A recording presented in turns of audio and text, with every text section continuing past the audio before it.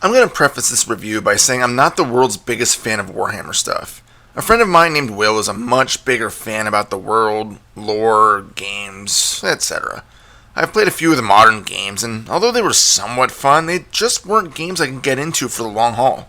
When Will practically begged me to play Fire Warrior for $2 on GOG, I couldn't pass it up. But after playing it for a few hours, I can categorize this as being another game I doubt I'll finish. The story seemed somewhat interesting at first.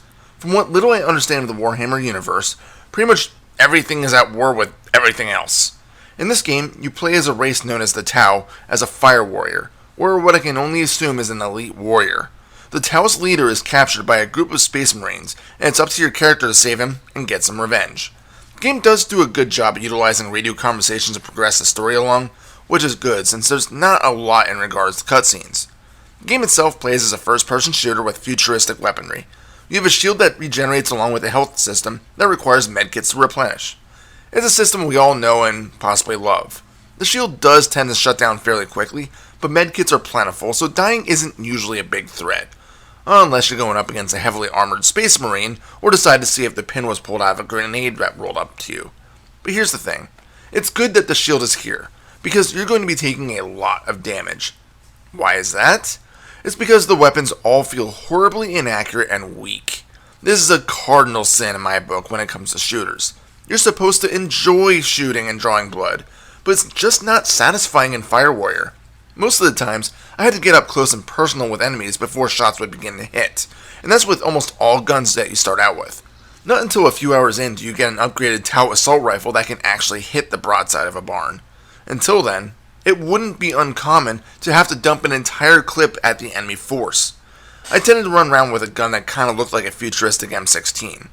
Sure, it's just as inaccurate as everything else, but when you have a 60-round magazine and it can kill enemies in just a few hits, I said it was as good as I was going to get. Most weapons also tend to have a secondary fire mode, but for the starting weapons, it typically just meant a single shot instead of going fully automatic. I couldn't really tell too much of a difference between the two, other than a very slim boost of accuracy that is barely even worth mentioning. Let me go back into the gunplay not being fun. It's not just because weapons can't hit shit. It's also because there's a real lack of hit feedback from your enemies. For a game in the Warhammer universe, it is surprisingly tame when it comes to blood, guts, and overall violence. Sure, a grenade may burst an enemy into pieces, but that's about all you're going to get. But because there's not a ton of blood, it's almost like you're shooting department store mannequins. Enemies also don't flinch or show any effect of being shot at. You shoot at them, they shoot at you, and we see who dies first. That's the game in a nutshell, which is really disappointing. It also took me a little while to get used to the aiming. Now, this little grip I can't fully fault the game for, as I can only assume it's because I was using a modern-day mouse and a modern-day computer for a yesteryear sort of game. It was originally released in late 2003, so of course mice nowadays with higher DPIs are going to give a bit of an issue, and is easily fixable by adjusting your DPI to be much slower. If not though, the aiming just feels too quick and not smooth at all. It's hard to explain without actually playing the game for yourself. There's also a melee weapon you can try out if you run out of ammo. But don't bother. I think swinging a loaf of bread at enemies would do more damage. Plus, you can eat bread. Bread is good. Although there are a few officers that want to seem to gut you, you're going to usually want to keep running backwards and shoot them in the head for a few times. Plus, they just look absolutely ridiculous when running towards you with that blade. The chainsaw noise gives them away too, so it's not like they can be stealthy and get in a quick stabby. I should probably also mention that you can only ever carry 2 weapons at a time. However, you shouldn't think of it this way. You should think of it as, I can only carry 1 extra weapon. This is because the game only lets you carry the Tau weapon you start with, which eventually the higher-ups switch with a much better carbine that is thankfully accurate, and an enemy weapon. Some people may not like this mechanic, but I think it actually works very well, and it makes sense. You sling the Tau weapon over your shoulder, and pick up a shotgun or bolter or whatever the Space Marines call this crap. If you run out of ammo, you just switch to that secondary choice. Again, I actually do like this. There are also some hidden objectives in each level that you can attempt to accomplish. These are mostly pointless though, because the game doesn't actually tell you what they are. What?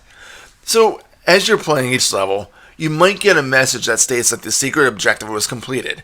For example, I mowed down a bunch of enemies with a mounted gun and saw the message pop up. According to a guide, the secret objective was to defeat the 4 or 5 enemies with that gun. It just feels strange. Never does the game tell you exactly what it is, even at the end of the stage where it gives you all of your stats. I really don't understand the point of this. Is there a reward for completing them all? Why is it never mentioned what they are? It just confuses me. So let's move on to the graphics. They're your typical war-torn world doused in browns and grays with a bit of blood and explosions here and there. It fits the game environment well, but it won't win any awards for the best looking game in 2003.